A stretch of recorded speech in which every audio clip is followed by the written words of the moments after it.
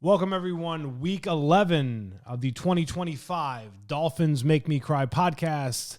Your host, Steve Giordano, and Dolphin fans, how the hell did we beat the absolute shit out of the Bills and beat them 30-13 when we were as low as an organization could probably get at 2-7 off of the drumming of the Ravens on the Thursday night game, firing your GM, figuring out if you're firing your coach, all the swirling negativity. I am shocked beyond shocked. I obviously did not pick them. I think there was 90-something% of the money in Vegas was on Buffalo.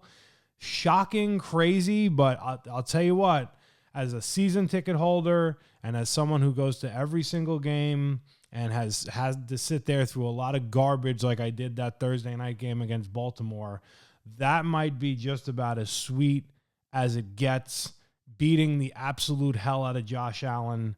The defense looking like the 85 Bears. They went from, they can't stop anybody, they can't stop the run, to all of a sudden they're shutting down Cook, they're shutting down Allen, they're making plays. Brooks at linebacker is this absolute stud animal all over the place making tackles.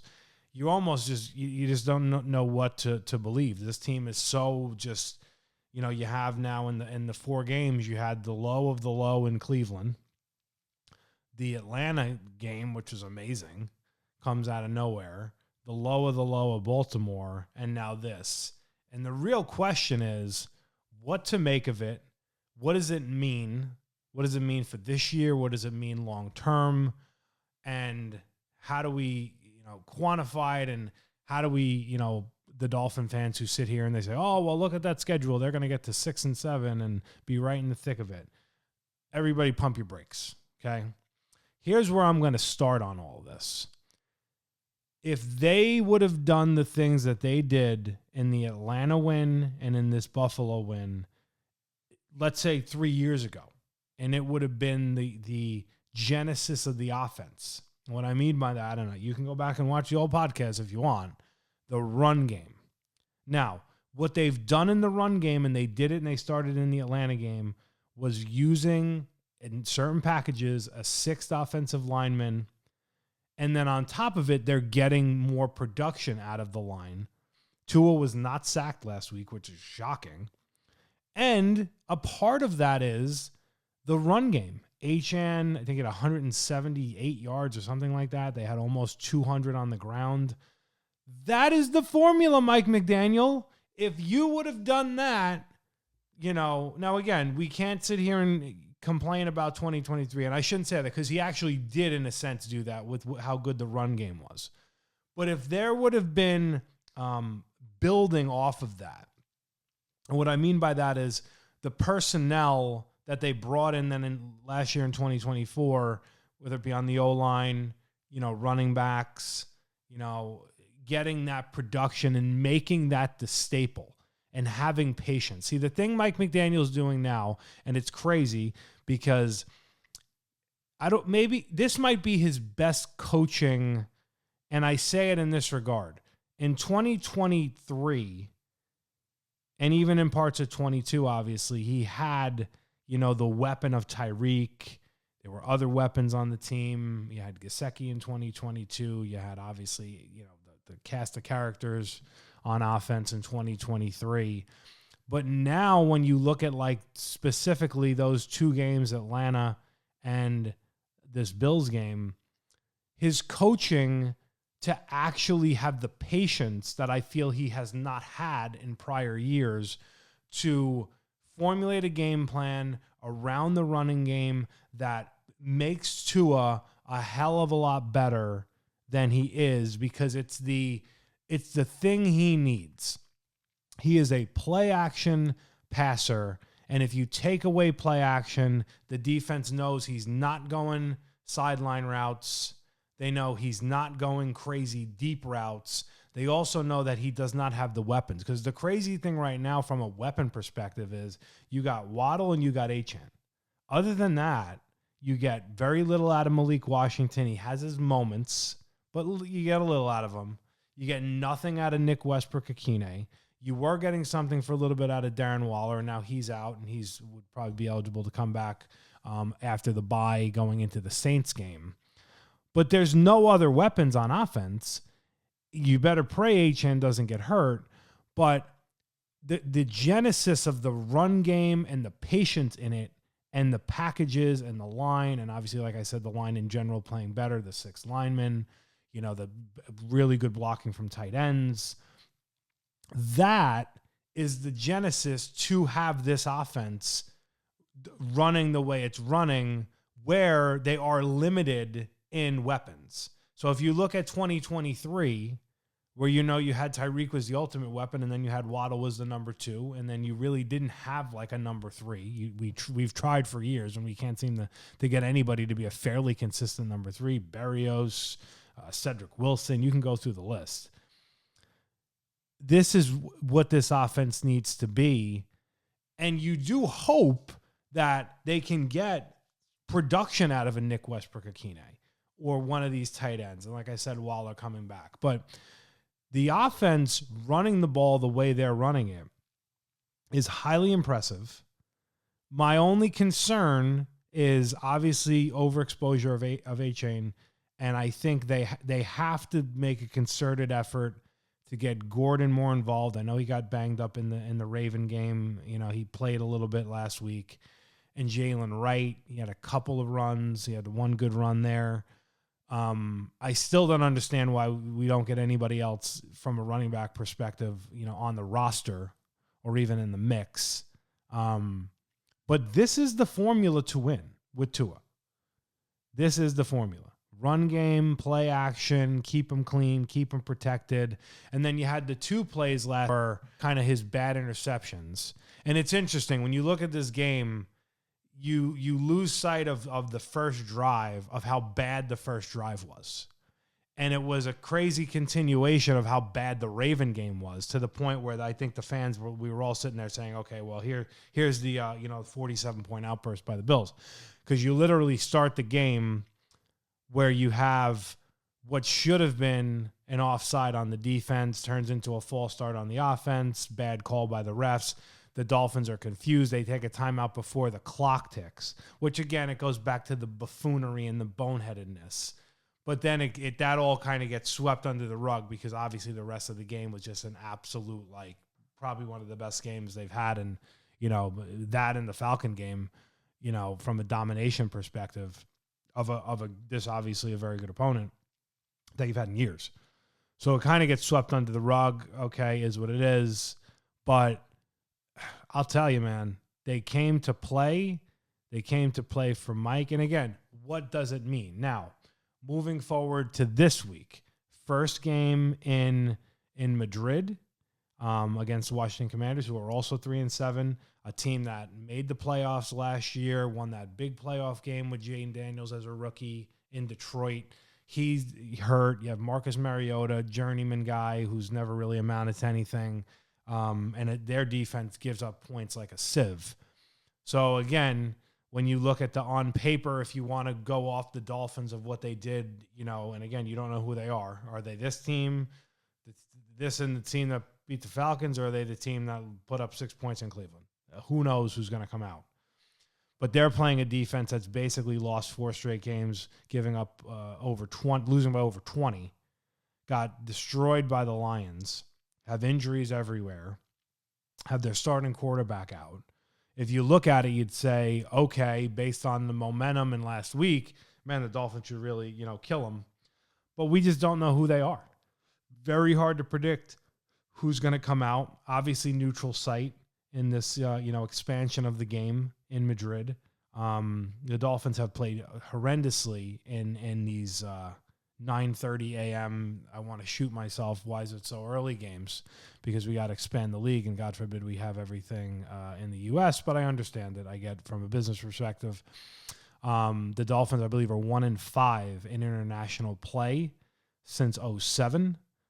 They had one nice win back in 2014 2013 against the Raiders, but they've had some bad losses. 2 years ago, Chief game, First game ever against the Giants, the Jets back in 2014. They've had some pretty bad losses, 1-5, like I said.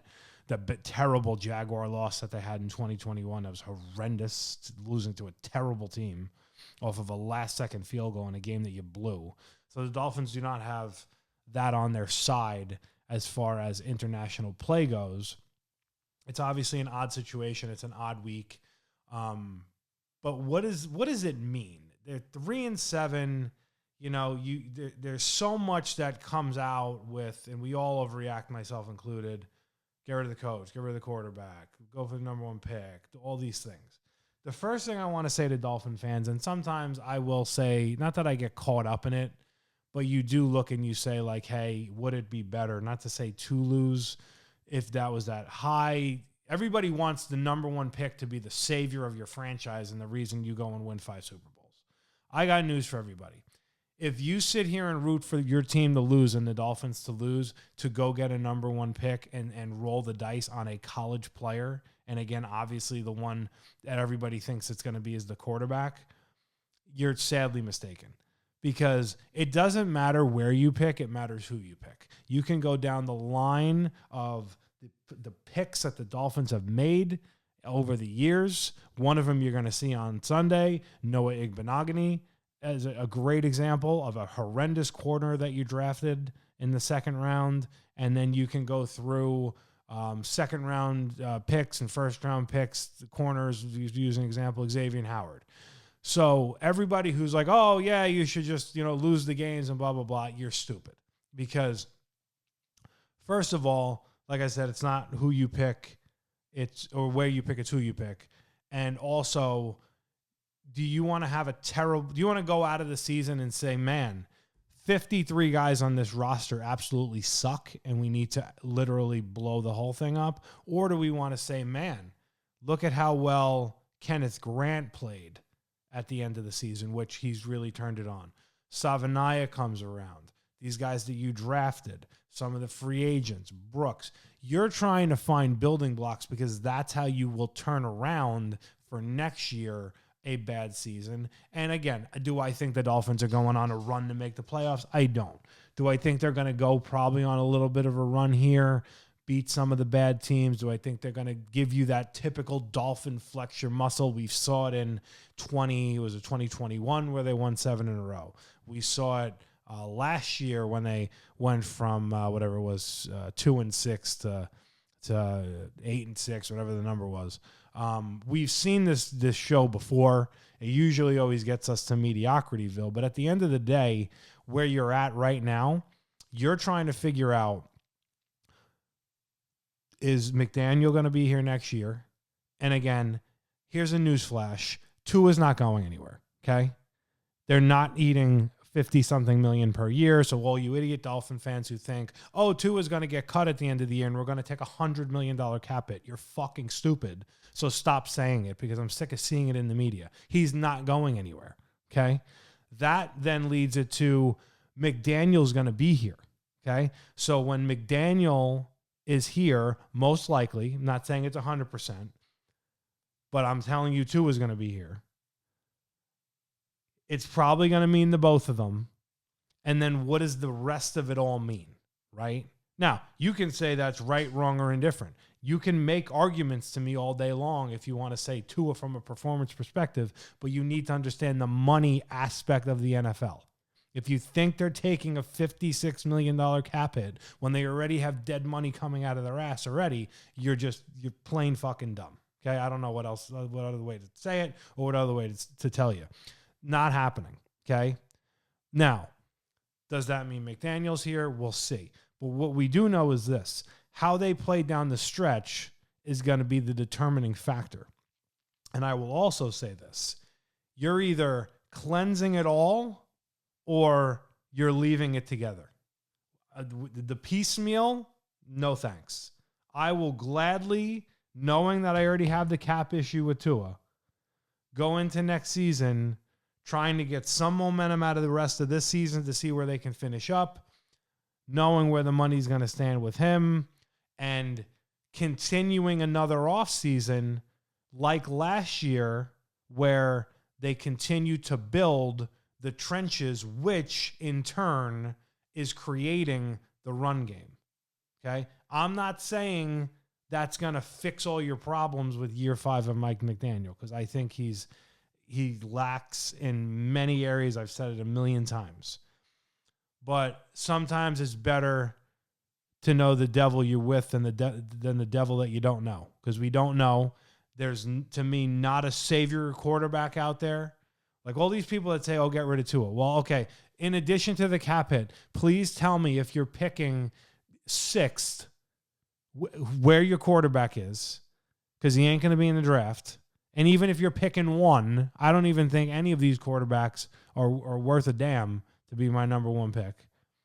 Plus, go into where are you getting another quarterback in free agency who's going to be as productive as Tua, plus paying him.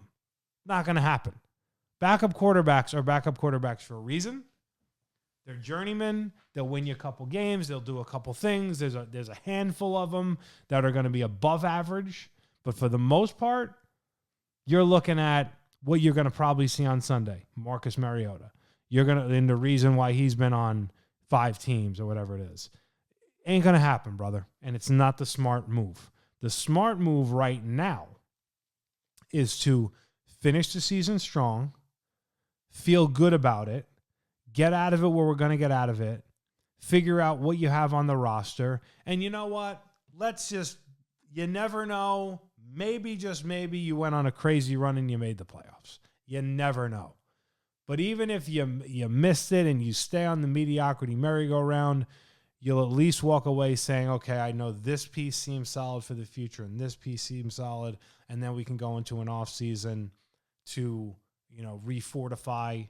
You're going to have some high draft picks, obviously. You will have some free agency money. You're going to have none. And that, to me, has got to be the formula. Now, defensively, I'm not surprised in Weaver, because I do think that Weaver was going to figure it out. And look, he's making sometimes chicken salad out of chicken shit, because the secondary does not have a lot of talent. The Juju Brents pickup, who was lo and behold, a 2nd-round pick right around the time of Cam Smith the same season. He got hurt, came back, got cut. We pick him up. Plays lights out last week. Good signing, good pickup. The run defense, you can see more discipline in the run defense. Do they have their moments? Yes. You had a couple plays, Josh Allen running around, made some plays. Look, he's going to do that. He's an MVP. You're not going to stop him all day long. But holding that team to 13 points, playing some complimentary football, special teams playing pretty well, outside of, the kicker's missed extra point. And when you look at the rest of the season now from an injury perspective, you had this late bye, obviously, around this game. You're going to probably, going into that Saints game, get Austin Jackson back, who practiced this week. Probably not going to play on Sunday against Washington. Maybe you're going to get James Daniels back, or maybe right around then. You should be getting Darren Waller back. Maybe you get your kicker back. Last week was one of the first games I can remember where I don't know if anybody really got hurt, which is like knock on wood crazy. So you could see some of that momentum formulating. Now, again, like this whole, we're going to win 4 in a row. We're going to win 5 in a row, 6, 7. We're going to get to 10. Like, pump your brakes. That's very, very hard to do. To me, come out one game at a time, beat this team that you should beat, be better than a bad team like you used to be, and then go into a bye week, get healthy, clear your mind. You'd be 4-7. You have the Saints at home, another bad team, and then you have Jets in New York, another bad reeling team, obviously in the cold. Yet another narrative that you can dispel, not being able to win in the cold.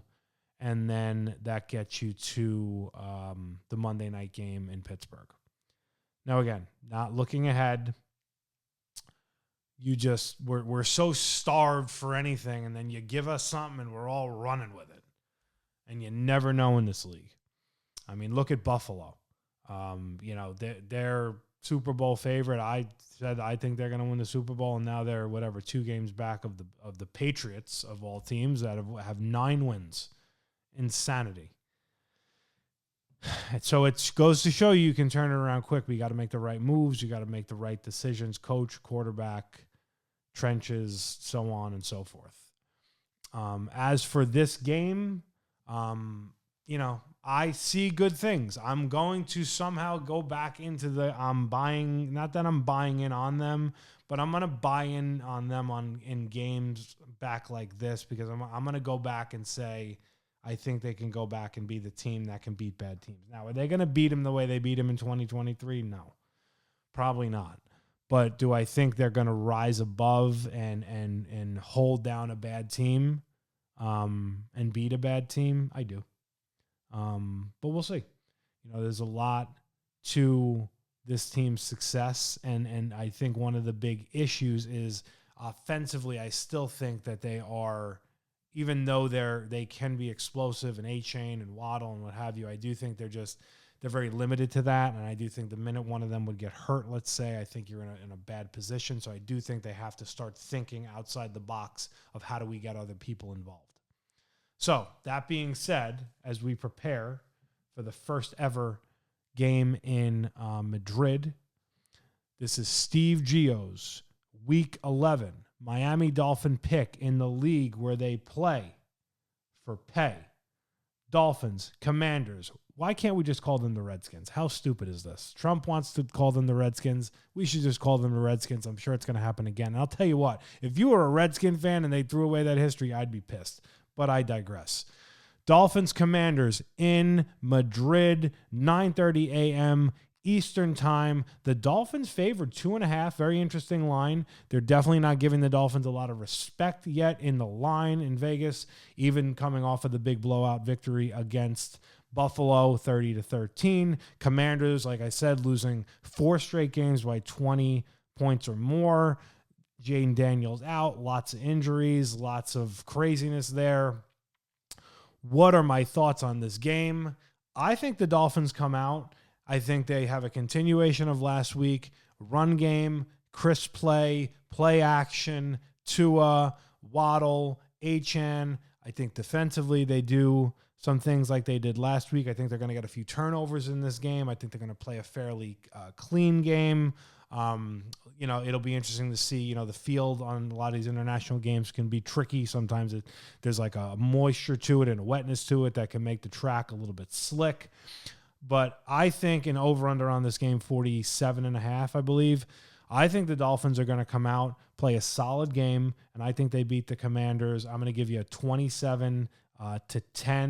So I would take the under, but I would definitely take the Dolphins winning by 2.5. I think the Commanders are reeling, and I think Tua is going to come out and play a crisp game. Finally, I think he's going to have no turnovers, and I think they're going to get that run game rolling again. Then that will take us to the bye at 4-7. And hey, you never know, 1 week at a time. But let's enjoy it, man. This season has been tough. You got a massive win against Buffalo at home, and now you get a lesser opponent in an international setting. You never know in this league. That's why they play the games. Let's go Dolphins. We shall see you in Madrid, and then off to the bye week. Let's go Fins.